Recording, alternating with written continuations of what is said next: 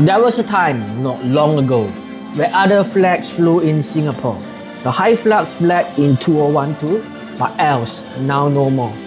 We spoke a dozen different times, though our dreams were all the same. But hopes for a turnaround were lost, and the call for help didn't came. This week, let's talk about an issue a lot of people are worried about: our money. We are living in a time of super low bank interest rates. Our savings accounts are barely keeping up with inflation. So, what do? We start looking out for a better return, a higher yield. And that's where the danger comes in. That's exactly how the Hyflux scandal happened. When I started my investment journey back at 2016, it was a low interest rate environment like now. Bank interest accounts are dropping. Thousands of retail investors, people just like you and me, saw a company that is supposed to be a Singapore success story. They will promise great returns, much better than the bank. But the company's financials were not what they seemed. Number one, accounting illusions.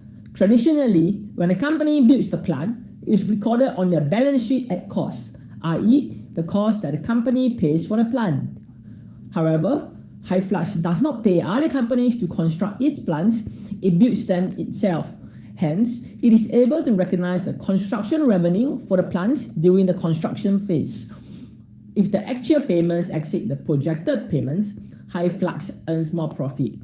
Conversely, if the actual payments fall below the projected payments, Hyflux earns less profit or lose money.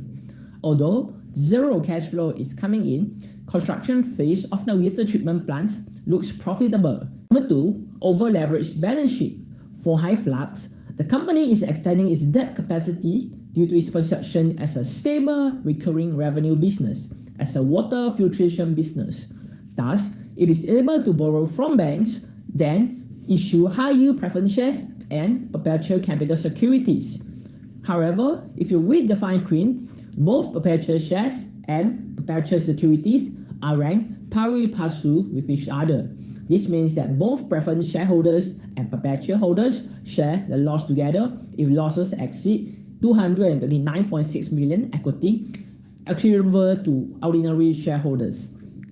The key takeaway for investors is to never assume the relative ranking of different instruments based on their names.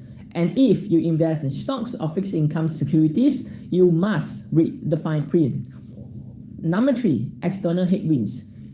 In the case of Tuas Spring, Oliver Lam had the vision to integrate the energy generated from waste disposal to generate energy, as well as use the energy generated for the desalination plant. However, due to the weak power market, actual payments came in way before projected payments, and Hyflux lost money on it. When I attended the Hyflux AGM at 02 February 2018, most retail investors are under the perception that Olivia Lam had discussions and relationships with many strategic investors. It is signaled implicitly that it is due for the white knight and the turnaround, also known as 嫌疑翻身. They believe in Olivia Lam, the visionary leader who is perceived as one of the heroes of the Singapore dream, the Singapore water story, the one who built a Singapore company that we can be so proud of, that appeared so many times in the NDP, along with the progress of the nation. Many of these investors, including retirees, lost their life savings. They were just looking for a better place to put their money, and they got burned. But the key here is not to be afraid to invest. It's better to be smart about it. We cannot let the fear of losing money stop us from making our money grow. So, how do we find a better and safer way to place our money? If you can tolerate a little more risk for a potentially higher return, let's talk about diversification. You should never put your money into one company, no matter how stable it seems or how charismatic the leader is. Instead of betting on a single company, most people should spread out their investment across dozens of different companies and funds.